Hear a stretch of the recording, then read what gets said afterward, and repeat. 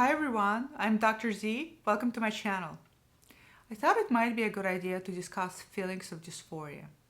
You may know this is a very large topic, so in order to cover all aspects of it, I'm going to do a three-part series. In this first video, I'll talk about what constitutes feelings of dysphoria, as well as the severity of it.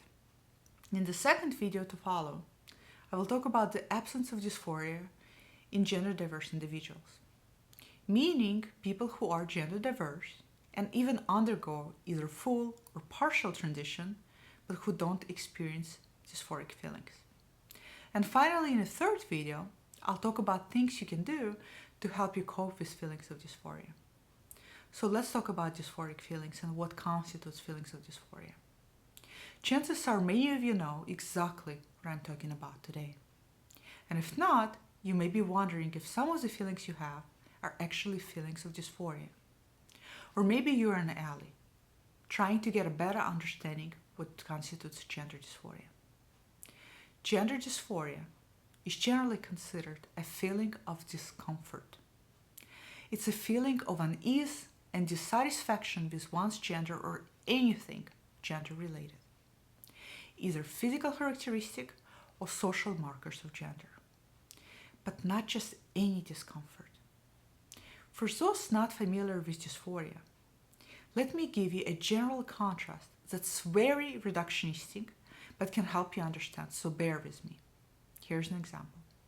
Have you ever had a really bad haircut? I mean really, really bad one. And if you haven't, just imagine anything else, pimples for example. Well, when you get a bad haircut, you hate it.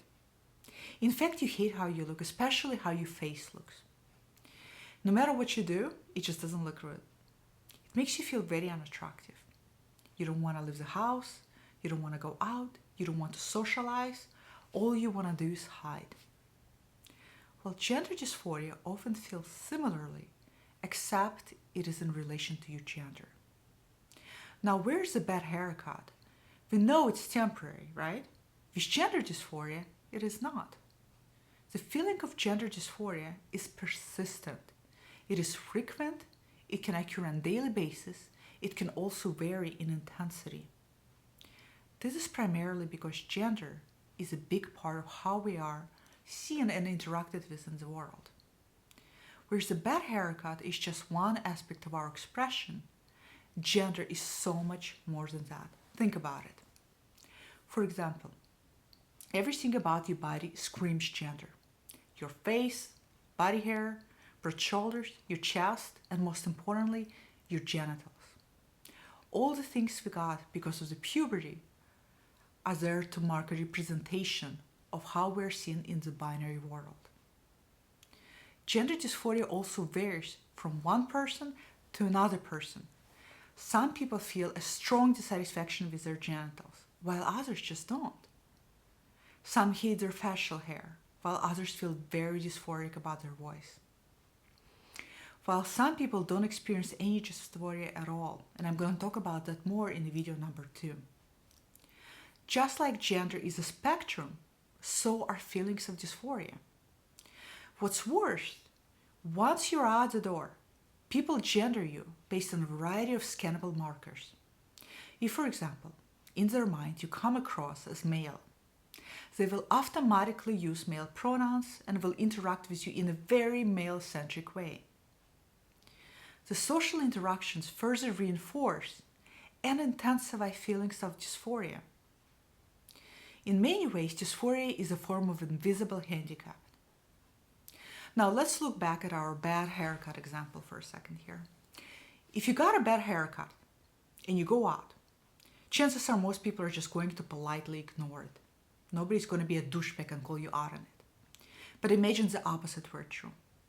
Imagine you stop at Starbucks on the way to work, and the first thing the barista says when she sees you is, "Hey, that's an ugly haircut." Then you arrive at work, and every coworker proceeds to mention how bad your hair is.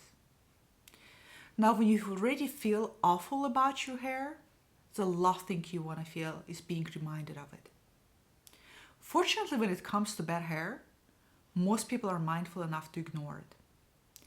Gender dysphoria, on the other hand, and how much discomfort you feel about it is invisible. People assume you are the gender you present to be and that you are comfortable with it.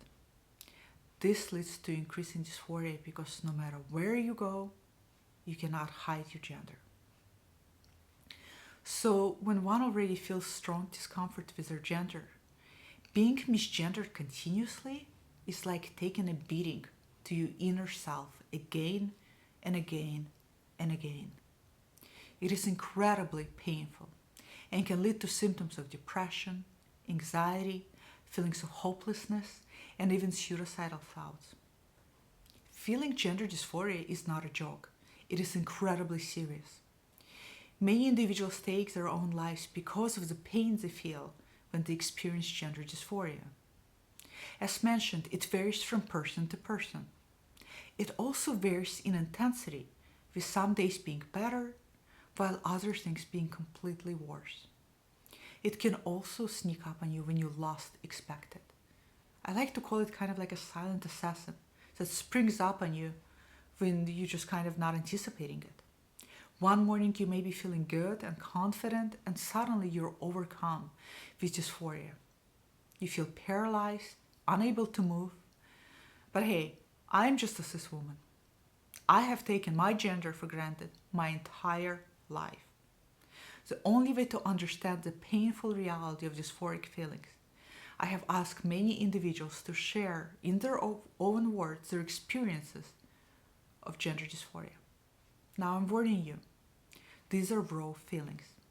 And while I can't read all of the comments because I got so many responses, I will list as many of them as I can in the end of the video as part of the credits because it is important to hear them. So here are some of the randomly selected things that I would like to read for you. Being in someone else's body. Hating parts of you that are beautiful because they don't feel like yours. Not feeling comfortable in any clothes such as debilitating way. When you just feel like a foreign alien in a human body. Nothing feels right. You look in a mirror and you don't feel like you're really looking back at yourself. Like I want to rip my face off.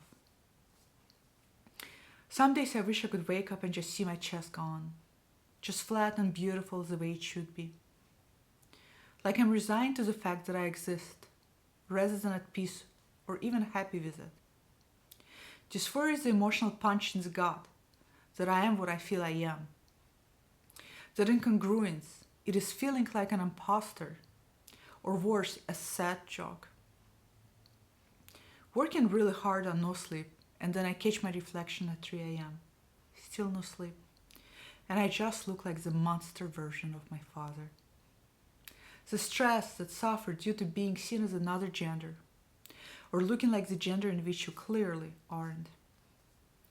I call it finding the girl in the mirror. Dysphoria prevents it from happening all the time. Dysphoria lies and tells me that I'm too ugly, hairy, old, and masculine to try and live my life as a woman. It prevents me from seeing things for how they really are. The frustrating part is that I know that it is dysphoria and it is lying and still doesn't matter. When you look in a mirror and can't recognize your own body as human, let alone yours, like you're physically not part of your own body. I have pages and pages and pages of raw accounts of individual experiences of what dysphoria feels like. And I truly appreciate everybody who were able to trust me with their words and voice their feelings. I really encourage all of you who are watching this video to comment below and share what are your feelings of dysphoria, how you cope with dysphoria, because other people watching this video might find it very helpful. And hopefully I'll see you next Friday. Bye.